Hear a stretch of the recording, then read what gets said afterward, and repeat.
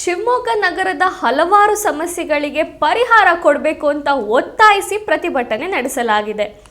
ಶಿವಮೊಗ್ಗ ಶಾಸಕ ಚನ್ನಬಸಪ್ಪ ಅವರ ಆಫೀಸ್ ಎದುರು ಶಿವಮೊಗ್ಗ ನಾಗರಿಕ ಹಿತರಕ್ಷಣಾ ಒಕ್ಕೂಟದ ವತಿಯಿಂದ ಈ ಪ್ರತಿಭಟನೆ ನಡೆಸಲಾಗಿದೆ. ಒಕ್ಕೂಟದ ಪ್ರಧಾನ ಕಾರ್ಯದರ್ಶಿ ವಸಂತಕುಮಾರ್ ಮತ್ತು ಸಂಘಟನಾ ಕಾರ್ಯದರ್ಶಿ ಸತೀಶ್ ಕುಮಾರ್ ಶೆಟ್ಟಿ ಅವರ ನೇತೃತ್ವದಲ್ಲಿ ಪ್ರತಿಭಟನೆ ಮಾಡಲಾಗಿದೆ. ಅಷ್ಟಕ್ಕೂ ಇವರ ಬೇಡಿಕೆಗಳೇನು ಅಂದರೆ, ಶಿವಮೊಗ್ಗ ನಗರದಲ್ಲಿ ಕುಡಿಯುವ ನೀರಿನ ಸಮಸ್ಯೆ ತುಂಬಾ ಇದೆ. ಕೆಲವು ಕಡೆ ಕಲುಷಿತ ನೀರಿನ ಸಮಸ್ಯೆ ಕೂಡ ಇದೆ.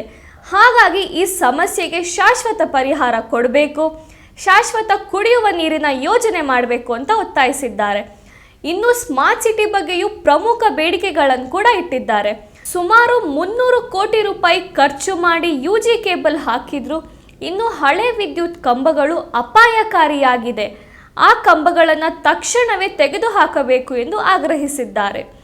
ಜೊತೆಗೆ ಸ್ಮಾರ್ಟ್ ಸಿಟಿಯಲ್ಲಿ ಕಟ್ಟಿರುವ ಶೌಚಾಲಯಗಳನ್ನು ಜನರ ಬಳಕೆಗೆ ಕೊಡಬೇಕು.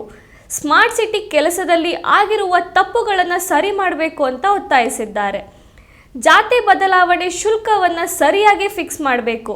ಹೆಚ್ಚುವರಿಯಾಗಿ ಪಡೆದ ಹಣವನ್ನು ಜನರಿಗೆ ವಾಪಸ್ ಕೊಡಬೇಕು ಅಂತ ಕೂಡ ಬೇಡಿಕೆ ಇಟ್ಟಿದ್ದಾರೆ. ಇದಲ್ಲದೆ ಸಾರ್ವಜನಿಕ ರಸ್ತೆಯಲ್ಲಿ ಶಿವಮೊಗ್ಗ ನಗರಾಭಿವೃದ್ಧಿ ಪ್ರಾಧಿಕಾರ ನಿರ್ಮಿಸುವ ಅನಧಿಕೃತ ಶೆಡ್ ಅಥವಾ ನಿರ್ಮಾಣವನ್ನು ಕೂಡ ತಕ್ಷಣವೇ ತೆಗೆದುಹಾಕಬೇಕು ಅಂತ ಒತ್ತಾಯಿಸಿದ್ದಾರೆ.